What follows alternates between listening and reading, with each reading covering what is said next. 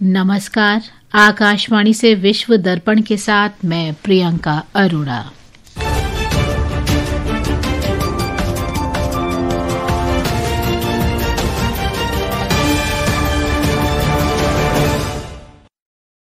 मुख्य समाचार। अमेरिका के राष्ट्रपति डोनाल्ड ट्रंप ने वेनेजुएला के हवाई क्षेत्र को पूरी तरह बंद करने की घोषणा की। तालिबान ने कहा, अफगानी सेना अपनी संप्रभुता के विरुद्ध किसी भी कार्रवाई का जवाब देने के लिए पूरी तरह तैयार।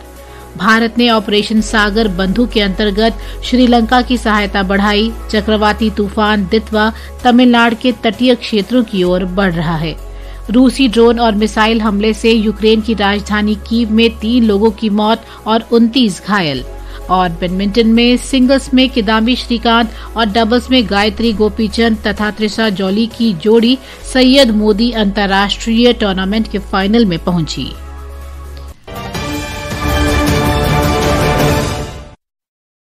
अब समाचार विस्तार से। अमेरिका के राष्ट्रपति डोनाल्ड ट्रंप ने घोषणा की है कि उनके देश द्वारा वेनेजुएला के राष्ट्रपति निकोलस मादुरो पर दबाव बढ़ाए जाने के कारण वहां के आसपास और उसके ऊपर के हवाई क्षेत्र को पूरी तरह बंद माना जाना चाहिए। एक सोशल मीडिया पोस्ट में श्री ट्रंप ने यह संदेश दिया है। वहीं वेनेजुएला के अधिकारियों ने कोई तत्काल प्रतिक्रिया नहीं दी। अमेरिका के रक्षा विभाग ने भी कोई टिप्पणी नहीं की। बढ़ती सैन्य उपस्थिति के समर्थन के साथ इस कैरेबियाई देश में अमेरिकी मादक पदार्थ निरोधक अभियान कई महीनों से बढ़ रहे हैं। ट्रंप ने इस सप्ताह सैन्य अधिकारियों को बताया कि संदिग्ध वेनेजुएला तस्करों को निशाना बनाकर जमीनी कार्रवाई जल्द ही शुरू की जा सकती है। अमेरिकी विमानन नियामक ने हाल ही में विमानन कंपनियों को बढ़ते सुरक्षा जोखिमों के बारे में चेतावनी दी थी। इस कारण वेनेजुएला ने कई उड़ानों के परिचालन अधिकार रद्द कर दिए गए। तालिबान ने सीमा पर तनाव बढ़ने पर पाकिस्तान को कड़ी चेतावनी देते हुए कहा है कि उसकी सेनाएं अफगानिस्तान की सीमा में किसी भी उल्लंघन का जवाब देने के लिए पूरी तरह तैयार हैं। ये घोषणा सैकड़ों नवस्नातक कमांडो इकाइयों के एक समारोह के दौरान की गई। उप प्रधानमंत्री अब्दुल गनी बरादर सहित वरिष्ठ तालिबान अधिकारी इस कार्यक्रम में शामिल हुए। श्री अब्दुल गनी ने कहा कि अफगानिस्तान अपनी संप्रभुता के किसी भी उल्लंघन को बर्दाश्त नहीं करेगा और आक्रमण के खिलाफ निर्णायक कार्रवाई के लिए तैयार है। इस सप्ताह की शुरुआत में तालिबान शासन ने अफगानिस्तान के पक्तिका, खोस्त और कुनार प्रांतों में पाकिस्तानी हवाई हमलों की कड़ी निंदा की थी। चक्रवाती तूफान दितवा से जूझ रहे श्रीलंका की आपदा कार्रवाई में भारत का सहयोग और बढ़ गया है। भारतीय नौसेना के 2 हेलीकॉप्टरों ने पन्नाला में गंभीर बाढ़ में फंसे 8 लोगों को बचाया। हमारे संवाददाता ने बताया है कि ऑपरेशन सागर बंधु के अंतर्गत भारत ने 27 टन राहत सामग्री भेजी है। चक्रवात दितवा के चलते श्रीलंका में राहत कार्यों को भारत की मदद से और मजबूती मिली है। भारत से आए अनुभवी एनडीआरएफ कर्मियों और भारतीय हेलीकॉप्टरों ने लोगों की जान बचाने के प्रयासों को और तेज किया है। ऑपरेशन सागर बंधु के तहत भारत ने राहत सामग्री से भरे 2 विमान भेजे हैं जो श्रीलंका के बचाव कार्यों में बड़ी सहायता देंगे। श्रीलंकाई प्रशासन ने प्रभावित क्षेत्रों में लोगों से सुरक्षित स्थानों पर जाने में पूरा सहयोग करने की अपील की है। अहमद मोइन फारूकी, आकाशवाणी समाचार, कोलंबो। इस समय 4 भारतीय हेलीकॉप्टर श्रीलंका में हैं। इस अभियान में भारतीय नौसेना के विमान वाहक पोत INS विक्रांत से संचालित होने वाले 2 विमान भी शामिल हैं। भारत के विमान श्रीलंका वायुसेना, नौसेना, सेना, पुलिस और स्थानीय प्रथम प्रतिक्रियाओं के साथ मिलकर काम कर रहे हैं। चक्रवात दितवा से श्रीलंका के अधिकतर हिस्सों में तबाही मची हुई है। चक्रवात में अब तक 123 लोगों की मृत्यु हो चुकी है और 130 लापता हैं। इस बीच चक्रवाती तूफान दितवा तमिलनाडु के तटीय भागों की ओर बढ़ रहा है।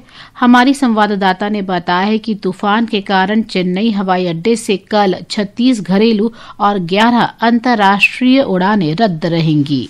मौसम विभाग के अनुसार तूफान का केंद्र आज आधी रात तक तमिलनाडु तट से 60 किलोमीटर, तड़के तक 50 किलोमीटर और कल शाम तक 25 किलोमीटर की न्यूनतम दूरी पर बंगाल की खाड़ी के दक्षिण पश्चिम में केंद्रित रहेगा। नागपट्टिनम, कडलूर और डेल्टा क्षेत्रों सहित 5 जिलों में रेड अलर्ट जारी किया गया है। तंजावुर में 2 लाख हेक्टेयर से अधिक कृषि भूमि लगातार बारिश के कारण प्रभावित हुई है। ताज़ा रिपोर्टों के अनुसार कराईकाल जलमग्न दिखाई दे रहा है। चेन्नई से जॉय की रिपोर्ट के साथ वैष्णवी।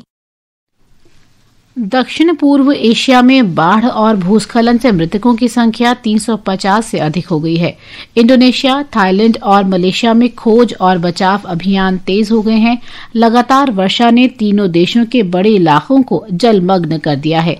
हजारों लोग फंसे हुए हैं।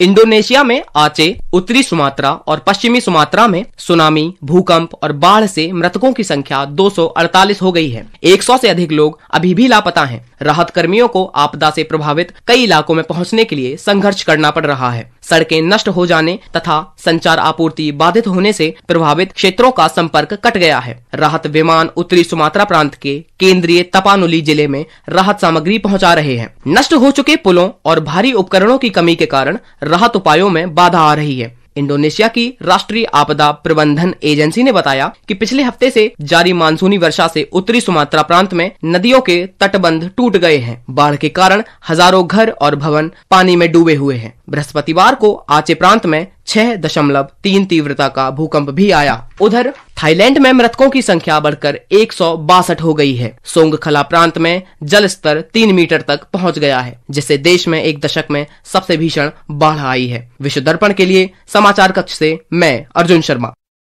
विश्व दर्पण समाचार आकाशवाणी से प्रसारित किए जा रहे हैं। ताज़ा समाचार जानने के लिए आप हमारे social media handle @AIR news Hindi को फॉलो कर सकते हैं। विश्व दर्पण में आपका फिर स्वागत है।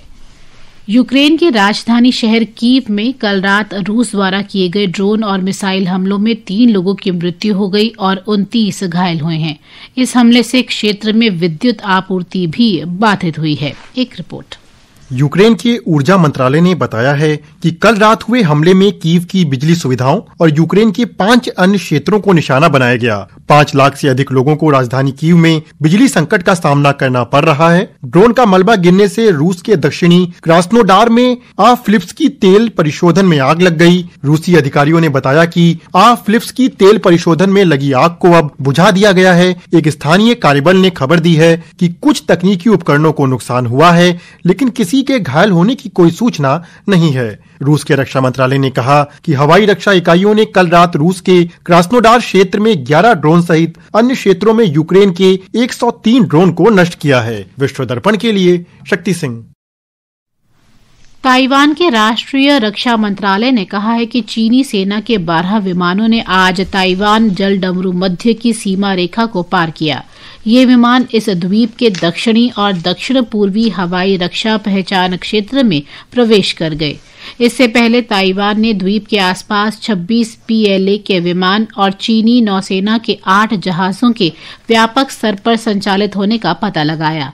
इनमें से 23 विमानों ने अनौपचारिक और सैद्धांतिक सीमा रेखा को भी पार किया।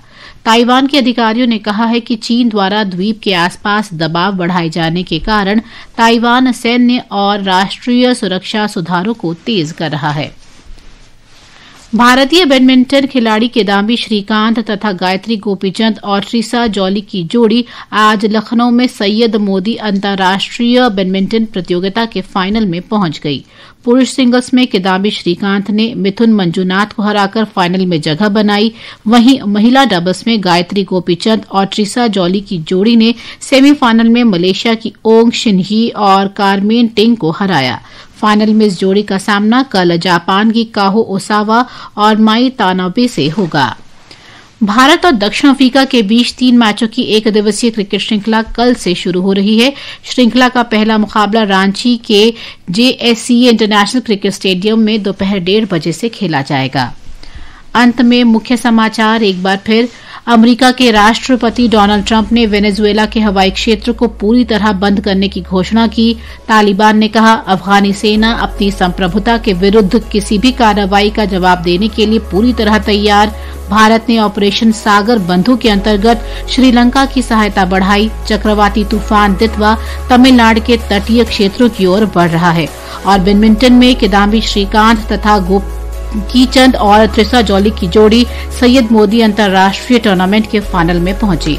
इसके साथ ही विश्व दर्पण का ये अंक समाप्त हुआ। नमस्कार।